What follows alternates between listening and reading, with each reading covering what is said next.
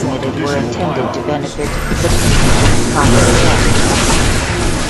Observe what his beneficiary criterion of morality does to a man's act. The first thing he knows is that morality is his enemy. He has nothing to gain from it. He can only lose.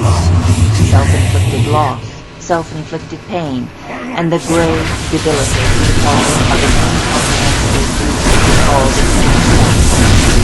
He may hope that others might occasionally sacrifice themselves for his benefit, as he grudgingly sacrifices himself for theirs, but he knows that the relationship will bring mutual resentment, not pleasure, and that morally their pursuit of values will be like an exchange of unwanted, unchosen Christmas presents, which neither is morally permitted to buy for himself.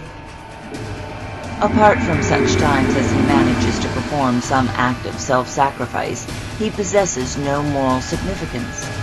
Morality takes no cognizance of him and has nothing to say to him for guidance in the crucial issues of his life. It is only his own personal, private, selfish life, and as such, it is regarded either as evil or, at best, amoral. Since nature does not provide man with an automatic form of survival, simply has to support his life by his own effort, the doctrine that can concern with one's own interests means that man's desire to live is evil, that man's life, as such, is evil. No doctrine could be more evil than that. Yet it is the meaning of altruism, implicit in such examples as the equation of an industrialist with a robber. There is a fundamental moral difference between a man who seeks self-interest in production and a man who seeks in robbery.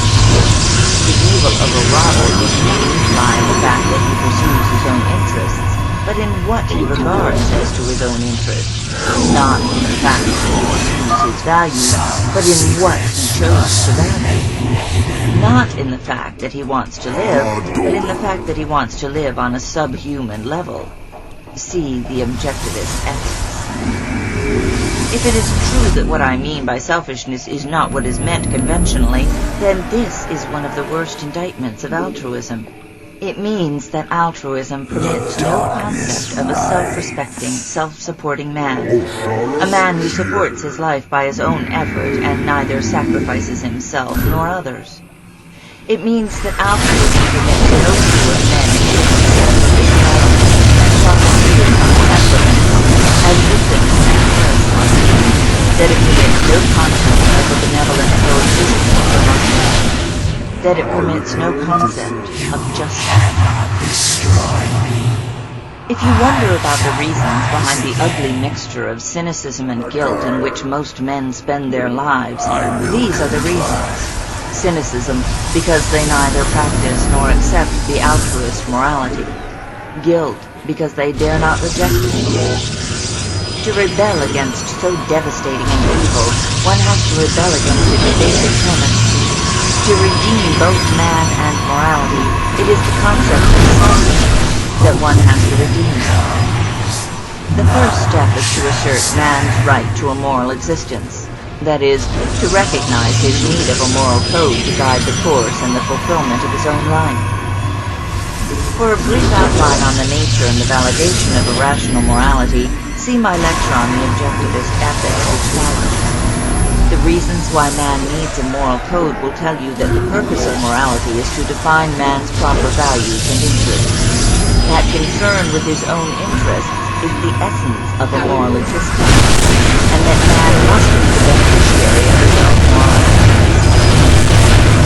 For all values have to be gained and coordinated by men's actions, any breach between actor and beneficiary necessitates an injustice.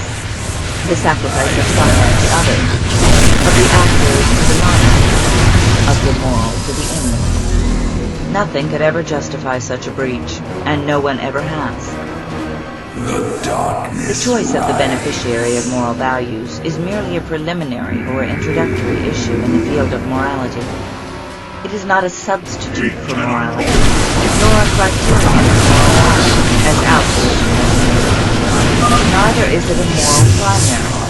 It has to be derived from and validated by the fundamental premises of a moral system. The objective in ethics holds that